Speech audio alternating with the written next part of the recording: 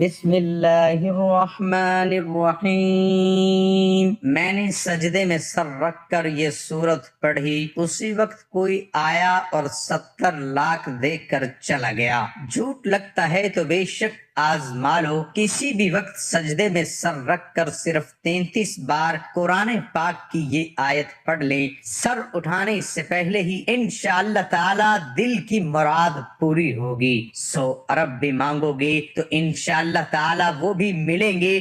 محترم ناظرین اکرام، آج آپ کو ایک بہت ہی نایاب اور مجرب وظیفہ بتا رہے ہیں۔ آپ تمام ناظرین جو اس ویڈیو کو دیکھ رہے ہیں، ان تمام دوستوں کے لیے اور بھائیوں کے لیے، اور خاص طور پر میری وہ بہنیں جو کہ شدید پریشان ہیں، جو بھائی اور بہنیں روزانہ کی بنیاد پر کمنٹس کرتے ہیں کہ ہم مالی طور پر شدید پریشان ہیں، ہمارے رزق میں بہت رکاوٹیں ہیں، ہمارے رزق میں بہت زیادہ مسئلے مسائل چل رہے ہیں۔ اکثر افراد یہی کہتے ہیں کہ ہم جس کام میں بھی ہاتھ ڈالتے ہیں اسی کام میں ہمیں نقصان ہی ہوتا ہے، ہمارا رزق جو ہے وہ بالکل بند ہو چکا ہے، کوئی راستہ ہمیں سمجھ ہی نہیں آتا۔ ہمیں بتائیے کہ ہم کریں تو کیا کریں، ہم کون سا وظیفہ پڑھیں؟ ہم سارے وظائف بھی پڑھتے ہیں لیکن ہمارا کوئی وظیفہ اثر ہی نہیں کرتا۔ ناظرین اکرام، آج ان تمام دوستوں کے لیے اور بھائیوں اور بہنوں کے لیے انتہائی خاص اور مجرب،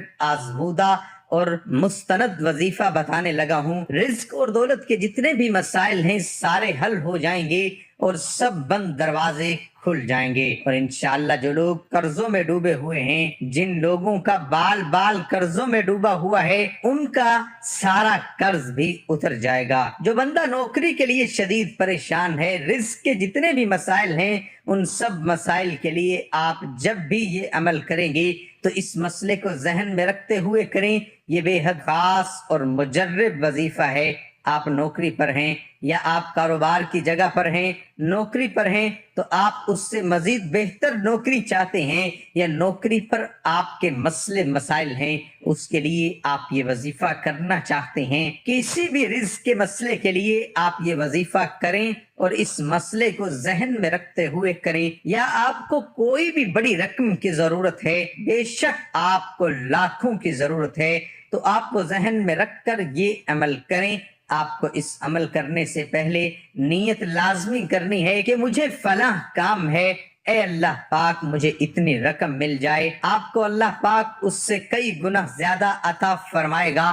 ہمارے اس وظیفے کو جس بھائی یا بہن نے بھی کیا، اس نے اس وظیفے کو اپنا روزمرہ کا معمول ہی بنا لیا۔ اس وظیفے کے اتنے فوائد ہیں کہ انہوں نے جب بھی یہ وظیفہ کیا، اس کے فوائد اس کو اتنے ملے کہ اس نے پھر اپنی زندگی میں کبھی یہ وظیفہ چھوڑا ہی نہیں، اس نے ساری زندگی پھر یہ وظیفہ کرنے کی عادت بنا لی۔ محترم ناظرین اکرام، میرے کسی بھائی یا بہن نے کبھی جائز مراد مانگی ہو جو پوری نہ ہوئی ہو تو عشاء کی نماز مکمل پڑھ کر صرف سجدے میں سر رکھ کر یہ آیات 33 بار پڑھ لے، جو کچھ بھی دل کی جائز حاجت ہوگی وہ پوری ہوگی۔ ناظرین اکرام، کوشش کریں کہ یہ آیات 5 وقت کی نماز پڑھنے کے بعد ہر روز کر لیں تو وہ زیادہ بہتر رہے گا۔ آپ نے بس کرنا یہ ہے کہ ہر نماز کے بعد مرد حضرات تو مسجد میں ہی یہ عمل کریں، لیکن جو میری بہنیں یہ عمل کریں گی وہ گھر میں ہی اس طریقے سے یہ عمل پڑھیں۔ یہ نہایت ہی آسان عمل ہے۔ آپ نے یہ عمل سجدے میں سر رکھ کر پڑھنا ہے، پھر اللہ تعالیٰ سے وہ مراد یا وہ حاجت مانگنی ہے جس کے لیے آپ یہ عمل کر رہے ہیں۔ انشاءاللہ اللہ پاک آپ کی ہر دلی مراد فوراً قبول کرے گا، بلکہ اللہ تعالیٰ آپ کے تمام دکھ درد اپنے فضل و کرم سے دور کر دے گا، اور گارنٹی ہے کہ جو یہ عمل کرے گا اس کو انشاءاللہ فائدہ ہی فائدہ ہوگا، اور وہ حیران رہ جائے گا۔ نبی پاک صلی اللہ علیہ وآلہ وسلم کی ایک حدیث شریف سے یہ وظیفہ بتایا جا رہا ہے، اور مزید وضاحت کر دیں کہ یہ قرآنی سورت کا وظیفہ ہے اور انتہائی طاقتور وظیفہ ہے۔ انشاءاللہ اس عمل سے رزق کی بارش بھی ایسے ہوگی کہ آپ خود دنگ رہ جائیں گے، بلکہ ہم کہیں گے کہ یہ بہت ہی پاورفل عمل ہے۔ اس इस अमल को जिस भी भाई या बहन ने पढ़ा है उन्होंने कामयाबी ही हासिल की है। ये सूरत फातिहा का अमल है। आप ये अमल मुकम्मल तवज्जो से सुन लें। इस सूरत फातिहा में 7 आयतें हैं। मुख्तलिफ दीनी किताबों में हवाला मिलता है कि इब्लीस भी अपनी पूरी जिंदगी में अभी तक सिर्फ 4 मर्तबा रोया है और उसने खूब आंसू बहाए हैं। एक उस वक्त जब उस पर रब की लानत हुई, नंबर 2 उस वक्त जब आदम अलैहिस्सलाम की तौबा अल्लाह ताला की बारगाह में कबूल हुई, नंबर 3 उस वक्त जब हजूर अकरम सल्लल्लाहु अलैहि वसल्लम को अल्लाह ताला ने अपना आखिरी नबी और रसूल बनाया, नंबर 4 उस वक्त जब ये सूरत यानी सूरत फातिहा नाजिल हुई। अब यही सूरत यानी सूरत फातिहा ही इब्लीस की राह में सबसे बड़ी रुकावट है। उसके अलावा सूरह फातिहा के बहुत से फजाइल अहादीस मुबारका में वारिद हैं जो उलमा इकराम ने तफासीर में सूरत फातिहा के तहत भी जिक्र फरमाए हैं। इन फजाइल में से चंद दर्ज झेल हैं। सूरत फातिहा 7 आयतों पर मुश्तमिल है, जिनमें से पहली 3 आयत में अल्लाह ताला की हम्दो सना है और आखिरी 3 में इंसान की तरफ से दुआ दरख्वास्त का मजमून है जो रब्बुल इज्जत ने अपनी रहमत से खुद ही इंसान को सिखाया है। और दरमियानी एक आयत में दोनों चीजें मुश्तरक हैं।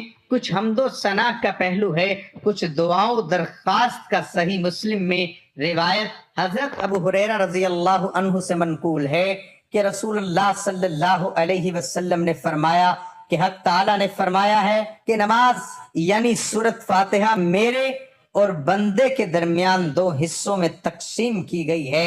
निस्फ मेरे लिए है और निस्फ मेरे बंदे के लिए, और जो कुछ मेरा बंदा मांगता है वो इसको दिया जाएगा। फिर रसूलुल्लाह सल्लल्लाहु अलैहि वसल्लम ने फरमाया कि बंदा जब कहता है अल्हम्दुलिल्लाहि रब्बिल आलमीन तो अल्लाह ताला फरमाता है कि मेरे बंदे ने मेरी हम्द की है, और जब वो कहता है अर्रहमानिर रहीम अल्लाह ताला फरमाता है मेरे बंदे ने मेरी तारीफ व सना बयान की है, और जब बंदा कहता है मालिक यौमिद्दीन तो अल्लाह ताला फरमाता है कि मेरे बंदे ने मेरी बुजुर्गी बयान की है, और जब बंदा कहता है इय्याका नअबुदु व इय्याका नस्तईन तो अल्लाह ताला फरमाता है ये आयात मेरे और मेरे बंदे के दरमियान मुश्तरक है, क्योंकि इसमें एक पहलू हक ताला की हम्दो सना का है और दूसरा पहलू बंदे की दुआओ दरख्वास्त का। उसके साथ ये भी इरशाद हुआ कि मेरे बंदे को वो चीज मिलेगी जो उसने मांगी। फिर जब बंदा कहता है इहदिनस सिरातल मुस्तकीम आखिर तक तो हक ताला फरमाता है कि ये सब मेरे बंदे के लिए है और इसको वो चीज मिलेगी जो उसने मांगी। रसूल करीम सल्लल्लाहु अलैहि वसल्लम ने फरमाया कि कसम है उस जात की जिसके कब्जे में मेरी जान है, सूरत फातिहा की नजीर न तो तौरात में नाजिल हुई, इंजील और ज़बूर में, न खुद कुरान करीम में कोई दूसरी सूरत इसकी मिसल है। निज नबी करीम सल्लल्लाहु अलैहि वसल्लम ने फरमाया कि सूरत फातिहा हर बीमारी की शिफा है। सूरत फातिहा के मुख्तलिफ नाम है। फातिहा कहते हैं शुरू करने को, चूंकि कुरान करीम में सबसे पहले यही सूरत लिखी है इसलिए इसे सूरत फातिहा कहते हैं, और इसलिए भी कि नमाज में किरात भी इसी से शुरू होती है। इस सूरत का नाम उम्मुल किताब भी है, सूरत अल-हम्द और सूरत अस्सलात भी कहते हैं। इस सूरत का नाम सूरत अल-शिफा भी है। मुख्तलिफ अहादीस पाक में इस सूरत का नाम सूरत अर-रुक़य्या भी है। इस सूरत का नाम सूरत वाक़िया भी है, इसका और काफिया भी है। इस सूरत का नाम उम्मुल कुरान और सूरतुल किन्ज़ भी है। नबी अकरम सल्लल्लाहु अलैहि वसल्लम का इरशाद है कि मुझे अर्श का खजाने से 4 चीजें अता की गईं।